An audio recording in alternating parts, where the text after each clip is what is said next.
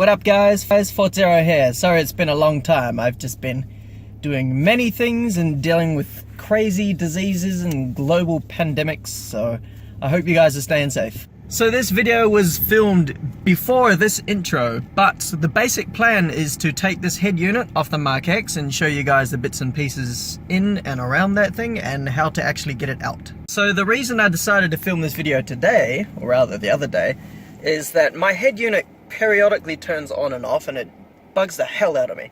So I've decided to pull it apart and make a video out of it for you guys. Let's jump into it.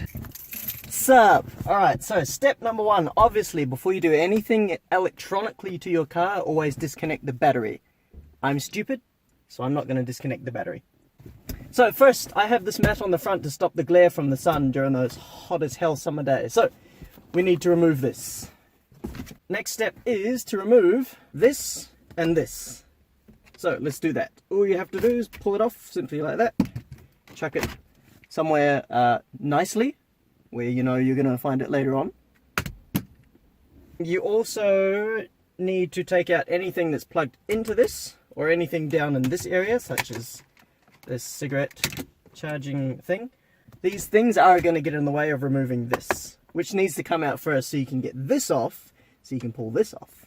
Put your keys in the ignition, and you need to put the shifter into neutral, or drive, or whatever's just not hard. Next step, obviously, is to get this thing out of the way. So let's go ahead and do that. So there's a couple clips in the top there, and a few in the bottom. All you have to do is pull it out, and it should come out relatively easy. You're going to have to wiggle it around a little bit. Alright, she's out, and everything else is coming out. So basically, pull that out, and it's just a standalone unit. So these were the clips I was talking about here. You got 1, 2 at the top, and 2 on the sides there. So again, just place this down somewhere nicely where you're going to be able to find it later.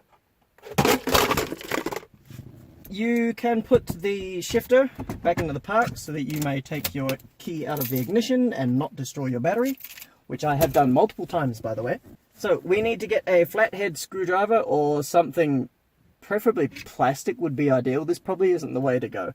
What we need to do is get this out, and the first time I did it, as you can see here, I stupidly put the screwdriver in there to try and pull it out, and it just ruined all this foam. And because this car is quite old, the foam is very dried up and brittle, and it was easy to break. You can probably see a crack down here too, so we got to be very careful with that.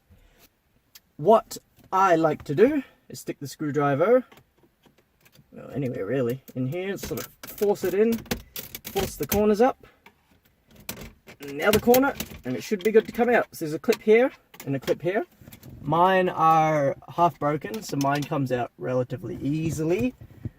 So basically all you have to do is lift it up and pull it towards you, because there's one more clip, this one here. This clip here sits in the back here, so all you need to do is pull that out and just move that out of the way. So in case you guys didn't see, this is the clip I was talking about. So there's 1, 2, 3 clips here, so you basically just lift these ones up and then pull it towards you.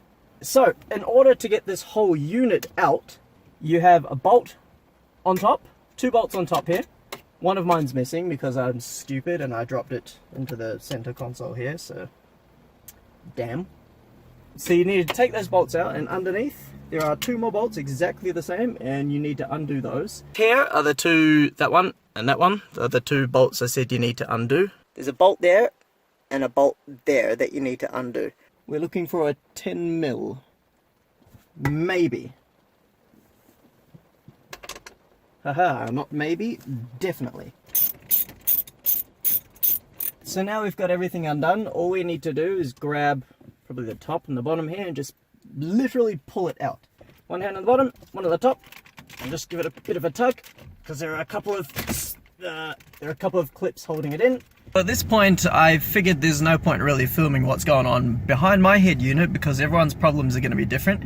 So once you've pulled everything off, as I've showed you, just, you know, go behind it and do your thing, do what you need to do to fix it. Once you've finished fixing whatever it is you need to fix, to put it all back together, obviously just do what I've shown you in reverse. So we will end that video right there. As I said, to put everything back together, just do it in reverse and you'll be fine. If there are any other kinds of videos you guys would like to see in particular, please let me know in the comments below. Appreciate all the love that you guys have shown me on the previous videos. I think on one of my videos I'm up to around 20,000 views, so that's amazing. I didn't make these videos with the intention of becoming famous or a car YouTuber or anything. I just wanted to make something to help you guys out, because all the videos that are out on Mark X's are only in foreign languages. None of them are in English for the most part. So be safe, sanitize yourself, and I'll see you guys on the next video. 40 signing out.